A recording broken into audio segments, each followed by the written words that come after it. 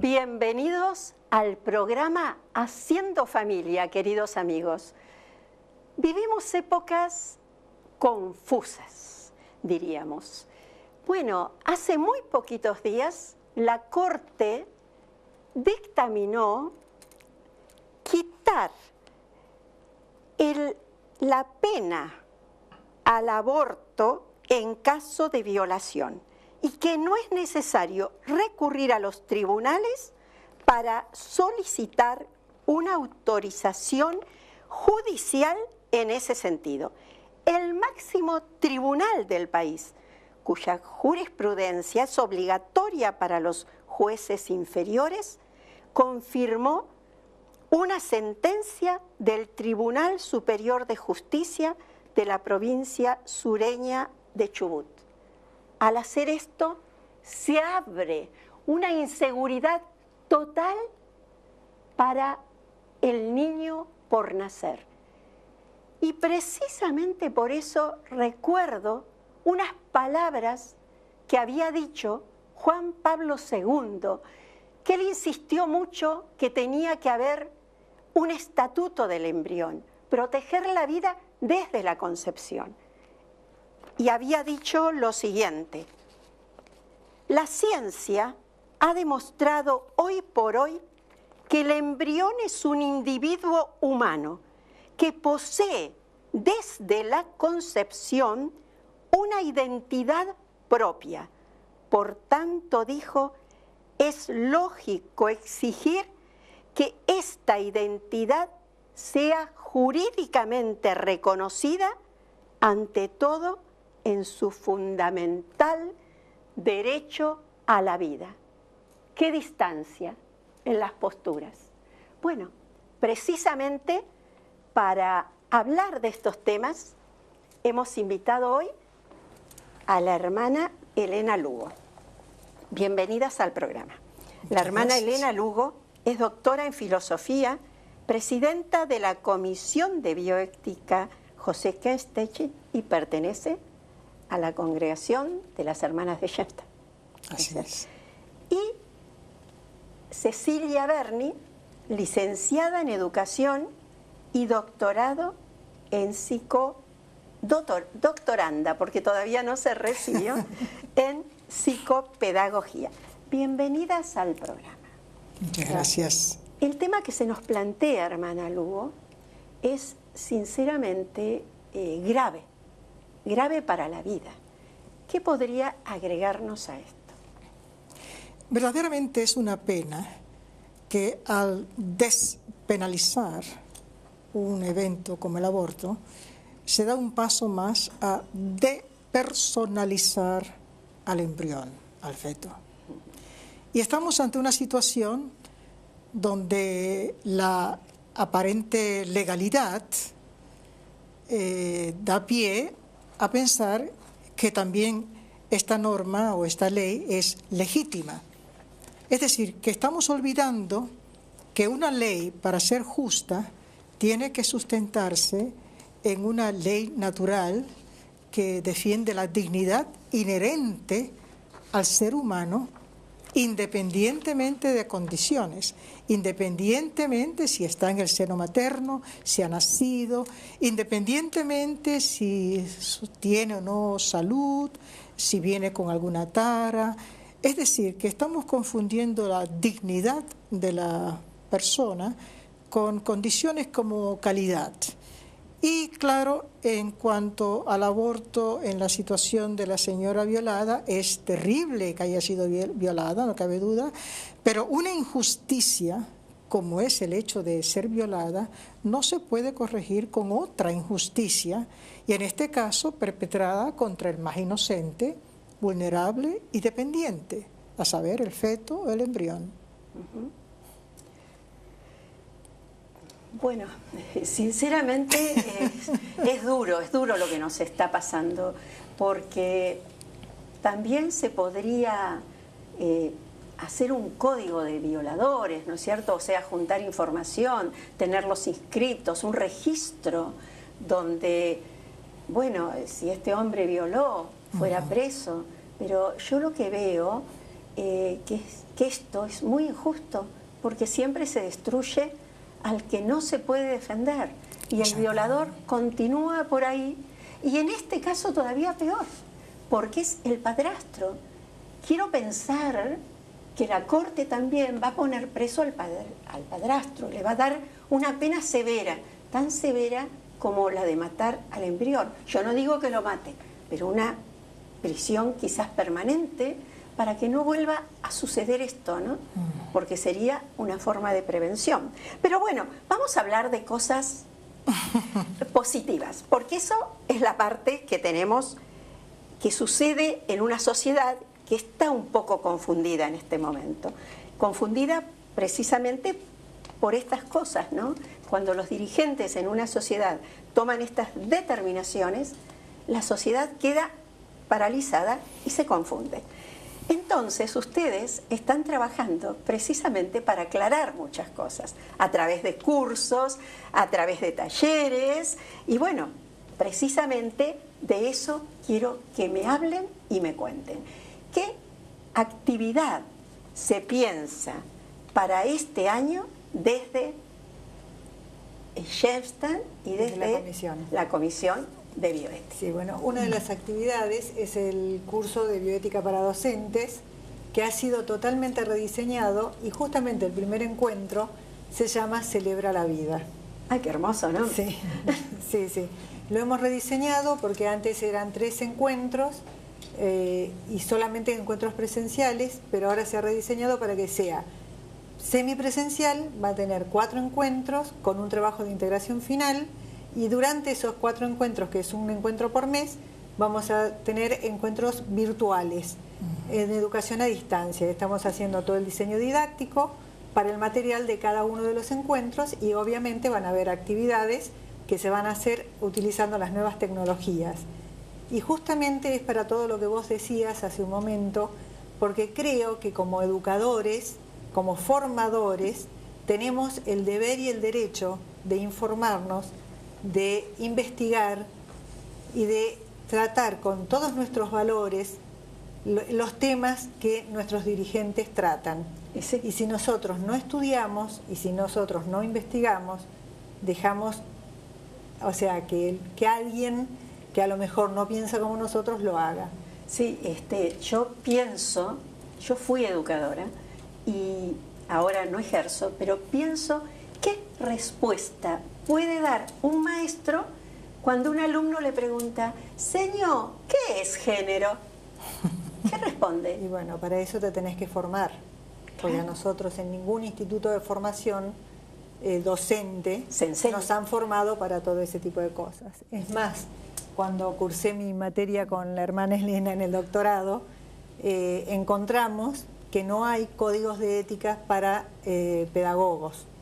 Exacto. Por lo tanto, a futuro, después que termine mi doctorado, es una tarea pendiente que vamos a hacer un código de ética para pedagogos. Qué importante. Exactamente, porque una guía para que los maestros sepan justamente dónde apoyarse, qué hacer. Ese código de ética va a ser una guía, y obviamente se va a hacer interdisciplinario y con el aporte de muchos. O sea, lo que yo pensaba no es decir, a ver, yo escribo un código de ética, lo hacemos con la hermana y nada más. No, vamos a invitar a toda la gente que participe de nuestros cursos de bioética, y los que no participen también y se quieran sumar, a que hagamos algo entre todos. Ah, qué bueno, sea abierto a recibir la opinión de todos los que quieren participar para educar mejor a los niños y a los jóvenes.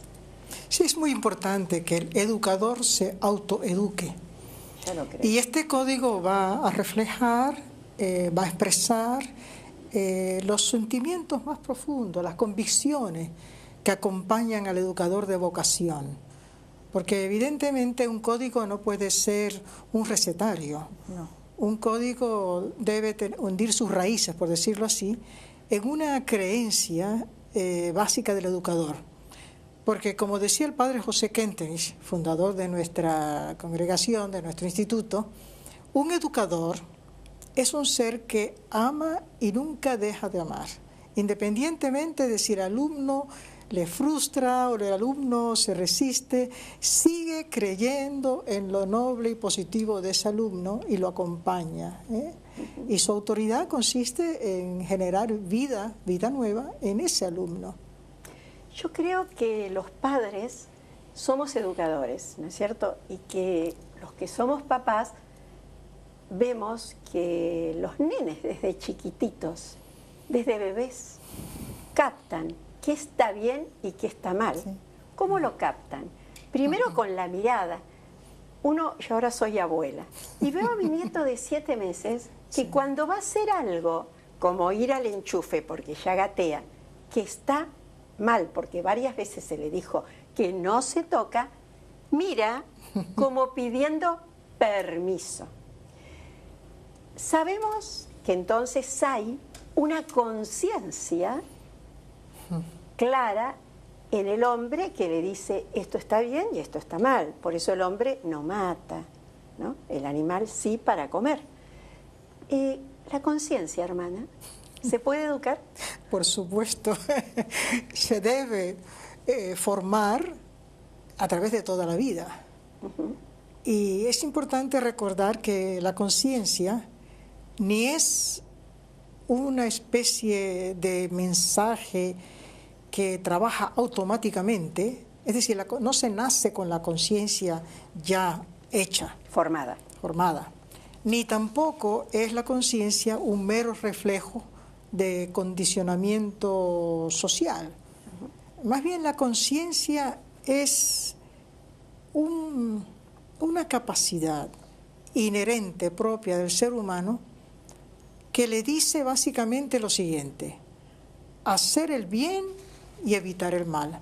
Exacto. Y a través de la vida vamos aprendiendo no solamente qué es bueno, sino la jerarquía, el orden de bienes. Y también vamos aprendiendo por qué evitar el mal y cómo balancear. La verdad que no siempre es fácil ejercer la conciencia, particularmente ante los temas que nos entretienen en la bioética. Pero esa conciencia hay que ir formándola de acuerdo a la naturaleza humana. Es una conciencia que exige muchas veces renunciar, sacrificio, palabra que hay mucho temor de mencionar, y que también es importante que esa conciencia se vaya refinando a través del intercambio, del diálogo, del estudio. Y en última instancia, una conciencia no es solamente una capacidad intelectual, realmente refleja la convicción del corazón. Por eso Juan Pablo II, Beato Juan Pablo II decía, toda formación de la conciencia pasa por una convicción del corazón. Ya lo creo, ya lo creo. Y bueno, su predecesor ha dicho hace muy poco, a fines del año pasado, Benedicto XVI, la calidad de la vida social y civil, la calidad de la democracia dependen en buena parte de este punto crítico que es la conciencia, de cómo es comprendida y de cuánto se invierte en su formación. O sea, qué importancia que tiene educar esa conciencia que, como usted bien decía, tiene sus luces y sus sombras con las que nacemos. Una conciencia que está ahí, pero que no está trabajada. Y creo que es deber de los padres. Y bueno, lo que tú planteabas... Y de los formadores. Los formadores. Porque los chicos muchas veces pasan más horas en la escuela o en el colegio que en casa. Pero si el formador o el educador no está consciente de todos estos temas, no está consciente de la escala de valores, no está consciente de todo lo que nosotros antes, como formadores, éramos aplicadores de una teoría que nos la daban. Hoy, por suerte, se está volviendo al educador que hace acción en su propia práctica. Por eso yo decía hace rato y hablaba de investigación. A lo mejor no una investigación sistemática, empírica y demás, pero una investigación, aunque sea bibliográfica, una autopreparación, como decía la hermana recién, porque si no, como educadores, no vamos a estar capacitados para tener la mano en el pulso del tiempo, como Exacto. decía José Kentenich. Sí. En este momento necesitamos tener la mano en el pulso del tiempo y estamos invadidos por información de todo tipo. Entonces, si nosotros como educadores, como formadores, no nos centramos en lo que es importante, no vamos a poder transmitirle y darles y regalarles a nuestros alumnos todo lo que tenemos que hacer. Pero tenemos que autoeducarnos para eso. Creo que vale la pena destacar un hecho, y es que si bien la conciencia es libre, la conciencia es responsable. Claro. Y que esa libertad de la conciencia es una libertad que le permite reconocer un orden objetivo, le permite reconocer que los valores están sustentados en la realidad, principalmente en la realidad de lo que significa ser persona, en esa dignidad, esa integridad, esa búsqueda de algo más allá que llamamos trascendencia de persona. De modo que la conciencia no inventa los valores, no los construye, como se dice hoy en día, sino que más bien los descubre, reflexionando, meditando sobre qué significa ser persona individualmente y qué significa la interacción de ser humano con otro ser humano. Usted sabe, hermana, que en esa palabra que usted dijo, construye, a mí me da la impresión que hoy en día se improvisa demasiado, ¿no? Como que distintas posturas sociales o físicas de la persona se van construyendo socialmente, lo cual habla mucho de que no hay una preparación o que no se ha elaborado algo de por dónde debemos ir. Por eso me encanta lo del código que ustedes hacen, para no caer en esa improvisación. Porque si bien es cierto que los padres vamos aprendiendo todos los días a la vez que vamos educando, pero hay un sentido común de una educación, un hilo conductor que se lleva, porque el ser humano es un ser a imagen y semejanza de Dios, es un ser superior. Entonces hay que cuidarlo y hay que darle todo lo necesario para que él se eduque armoniosamente. Y si nosotros estamos construyendo algo que se puede destruir porque se apoya en un tema social, en una postura social, la postura social de esta época al 1500 cambió mucho, o a principios del siglo pasado. Entonces, ¿cómo vamos a dejar la educación o la formación integral de la persona en una construcción social? Claro. Eso de la construcción social está vinculado a la ideología de género. Exacto.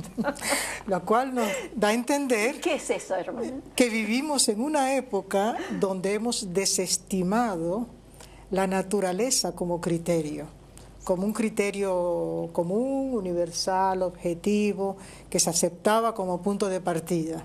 Así que hoy en día no se piensa que hay una naturaleza femenina, una naturaleza masculina que nos sirve de criterio. Entonces, ante la carencia de un punto de referencia sólido, universal, básico, pues entonces estamos a la deriva. Y cada uno se forja, de acuerdo a sus preferencias, de acuerdo a su opinión, el estilo de vida que mejor le convenga. Entonces hay una frase por ahí que dice, nací mujer, pero decidí no ser mujer, ¿no? Entonces da la impresión de que uno puede ir en contra de la naturaleza, inclusive de la naturaleza física, olvidarla y sencillamente elaborar un estilo de vida que es más que otra cosa una conveniencia, ¿no? Individualista. Vivimos en una época muy individualista y muy subjetiva. Sí, sí. Por eso el tema de conciencia es básico, ¿no? Exacto. Yo hace poquito me contaban una persona que le roban y además la golpean, ¿no? Pasó acá en Buenos Aires, plena capital. Al hombre le costó levantarse, un hombre bastante mayor. Sí. La gente pasaba por al lado y continuaba caminando. Nadie se acercó a ayudarlo. El hecho de no te comprometas. Yo me ocupo de mi vida y al otro no me importa lo que le sucede. Un poco, hermana, pasa por lo que decía el beato Juan Pablo II en el Evangelio de la Vida, Caín y Abel, ¿no? ¿Qué has hecho con tu hermano? Exacto. ¿No es cierto? Yo creo que estamos viviendo, sinceramente, qué santo papa tuvimos, ¿no? Claro. Cómo pudo captar el signo de los tiempos, ¿no? Claro. Para adelantarse. Hermana, cursos a dar y nombres de los cursos. Bueno. Yo acá tengo algo, pero ustedes sí. hablen. Yo sé que hay un curso de posgrado, Sí. bioética clínica integral. Así es. Hermana, en ese curso se va a tratar algo sobre la ciencia sin conciencia, que es tan habitual hoy. Bueno, en este curso que se titula Bioética Clínica, vamos a centrar la atención en la relación médico-paciente. Ah, qué hermoso. Y muy bien puede ocurrir, por supuesto, no creo que con tanta frecuencia, pero puede ocurrir que un médico se vea a sí mismo como científico, técnico, se oriente a la enfermedad de su paciente y se olvide de tomar conciencia de que ese paciente es una persona quien experimenta la enfermedad X de una forma muy peculiar, que es una persona con necesidades psicosociales, espirituales, que es una persona que forma parte de un círculo familiar, con lo cual podría darse que el médico se centra solamente en la parte científico-técnica de su profesión y se olvida de atender a la persona enferma. Y en ese sentido, este curso trata de recordar al médico lo que ya por tradición sabe. Y es que el médico es una persona primero y luego es un profesional. Y que la ciencia y la técnica, si es que va a ser lo que indica por su propia tradición, está al servicio de una persona. Entonces, el médico pone su ciencia y su técnica a conciencia al servicio de una persona con la cual debe dialogar, con la cual debe llegar a un consenso de cómo mejor tratarle. Y, por supuesto, de ninguna manera se trata de un extremo que es el paternalismo, el médico sabe todo lo que es bueno para el paciente, ni el otro extremo que es el autonomismo, donde supuestamente el paciente determina qué van a hacer o qué no van a hacer con él, sino vamos a volver otra vez a una relación de persona a persona, donde ambos toman conciencia de sus responsabilidades. También el paciente tiene que tomar conciencia de su responsabilidad, de seguir el consejo del médico, de confiarle todos los detalles de su enfermedad. Hermana, una última pregunta. ¿Qué relación hay entre el niño que se enferma y la familia? El niño que se enferma probablemente interpreta su enfermedad y la ausencia de salud de acuerdo al criterio que ha aprendido de la familia. El niño que se enferma experimenta la enfermedad a través de las reacciones de sus propios padres. Si los padres se asustan, si los padres se angustian, si los padres no le dan importancia. O sea que el niño filtra, claro, de acuerdo a la edad del niño. Exacto. Mientras más infante, quizás mucho más sensible es a la reacción de los padres. Además es importante que la familia acompañe al niño en la experiencia del enfermarse, acompañe al niño en aceptar o para pasar por una terapia y por supuesto cuando digo la familia me refiero a los padres pero también a los hermanos, porque el niño que se enferma interrumpe el juego, interrumpe la educación y los hermanitos también tienen un rol de ayudarle a que esa interrupción no sea muy traumática, traerle juguetes digamos, a la sala donde se esté internada, por ejemplo. Pero yo creo que lo más importante es darnos cuenta que el tratamiento no es solamente curar, es cuidar. Gracias, hermana. Bueno, queridos amigos, muchas gracias por acompañarnos y me quiero ir con una frase de Benedicto XVI que tiene que ver mucho con lo que hablamos acá. Habla sobre que la comunidad está fundada en el don, no en el interés económico o en la ideología, sino en el amor. Y creo que estamos viviendo tiempos en que es hora de ver la verdad, amar la verdad, conocerla y defenderla y vivir el verdadero amor en Dios y en el prójimo. Gracias por acompañarnos. Será hasta el próximo programa, si Dios quiere.